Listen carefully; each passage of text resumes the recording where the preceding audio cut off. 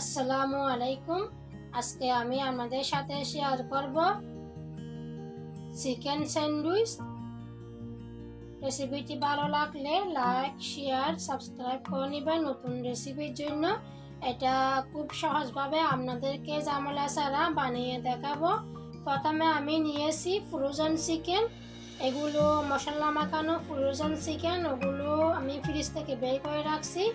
তারপরে একটা fry pan গরম করে ওখানে একটু তেল দিয়ে চিকেনগুলো দিয়ে একটু ঢেকে চিকেনগুলোকে আমি দুনো পাশে উল্টিয়ে পাল্টিয়ে ভেজে নিব, কারণ চিকেনের মধ্যে বরফ আছে সেই জন্য।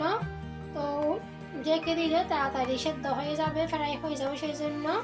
তো আমার সম্পূর্ণ চিকেনগুলো একদম ফ্রাই হয়ে গেছে। এখন আমি উঠিয়ে নিব। উঠিয়ে মাংসগুলো আমি কেটে নিছি।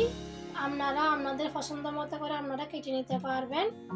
আর এখানে নিয়েছি লাল ক্যাপসিকাম নিয়েছি, সাদা পেঁয়াজ নিয়েছি, লাল বাঁধাকপি নিয়েছি, আর নিয়েছি চাইনিজ বাঁধাকপি। এগুলো দিয়ে আমি স্যান্ডউইচ তৈরি করব। আর এখানে নিয়েছি রুটি। তো আপনারা যে কোনো রুটি নিতে পারেন বা পরোটা নিতে পারবেন, না হলে আপনারা আটা বা ময়দা দিয়ে রুটি বানিয়ে নিতে পারবেন। এটা হচ্ছে রসুনের মেয়োনিজ। এগুলো দিয়ে আমি প্রথমে রুটির মধ্যে দিয়েছি, দিয়ে চামচ দিয়ে একটু নেড়ে ছেড়ে দিয়েছি, পাতলা করে দিয়েছি। তারপরে দিয়ে দিয়েছি চাইনিজ বাঁধাকপি আর দিয়েছি লাল বাঁধাকপি।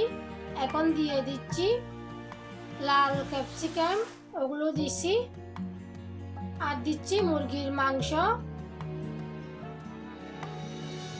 যার যে পছন্দ মতো করে মুরগির মাংসগুলো দিতে পারবেন। আর মাঝখানে দিয়ে দিয়েছি আর সাদা পেঁয়াজ দিয়ে দিয়েছি, ওটা আমি দেখাতে ভুলে গেছি। আবারও টমেটো সস দিয়ে দিয়েছি আর দিচ্ছি আবারও মেয়োনিজ দিয়ে দিচ্ছি উপরে। তো এইভাবে আপনারা আপনাদের পছন্দ মতো করে সব কিছু দিতে পারবেন। ওটা আপনাদের ইচ্ছা মতো আপনারা দিতে পারবেন, কোনো সমস্যা নাই। এখন আমি রুটিটা বাস করে নিচ্ছি। বাস করে আপনারা চাইলে বেকিং পেপার দিয়েও বাস করে নিতে পারেন, কিন্তু আমি বেকিং পেপার দিব না, আমি টুথপিক গেঁথে দিচ্ছি। আপনারা আপনাদের সুবিধার মতো টুথপিক বা বেকিং পেপার নিতে পারেন, কোনো সমস্যা নাই। তো আমি সবগুলো রুটি দিয়ে স্যান্ডউইচগুলো বানিয়ে নিচ্ছি এইভাবে। এটা বানিয়ে বাচ্চাদের টিফিনে দিতে পারেন, অফিসে দিতে পারেন, কোনো ঝামেলা ছাড়া। প্রথমে আমি একটা বাটির মধ্যে রসুনের মেয়োনিজ নিয়েছি, গার্লিক মেয়োনিজ নিয়েছি। তারপরে দিয়ে দিচ্ছি একটা টমেটো কেচাপ বা সস। ওইগুলো ভালো করে মিক্স করে নিয়েছি। একটু কালার হওয়ার জন্য আমি টমেটো কেচাপ দিয়েছি। তারপরে স্যান্ডউইচের উপরে দিয়ে দিচ্ছি এইভাবে। আপনারা চাইলেও স্যান্ডউইচ দিয়েও খাইতে পারবেন এই মেয়োনিজটা। আর রেসিপিটি ভালো লাগলে আপনারা অবশ্যই ট্রাই করবেন, ঘরের মধ্যে বানিয়ে খাবেন। এটা খুবই ভালো লাগে সকাল বা ডিনারের জন্য, নাস্তার জন্য, যে কোনো সময় এই স্যান্ডউইচটি বানিয়ে খাইতে পারবেন। আমি এটা খাবো আচার দিয়ে। আমি আগে মরিচের আচার বানিয়ে রাখছিলাম, ওই মরিচের আচারগুলো দিয়ে এই স্যান্ডউইচটি খাই।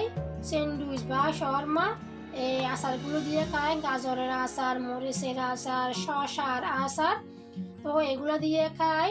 এই আচারটি আমি বানিয়ে রাখছিলাম, খেয়ে ফেলছি কতটুকু, আর একটু বাকি আছে। এই আচারগুলো দিয়ে খাইলে খুবই সুস্বাদু হয়। আচারটি একটু লবণ, টক, ঝাল ওইটা।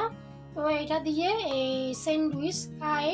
তো ভালো লাগলে লাইক, শেয়ার, সাবস্ক্রাইব করে নেবেন নতুন রেসিপির জন্য। আশা করি আপনাদের রেসিপিটি ভালো লাগবে।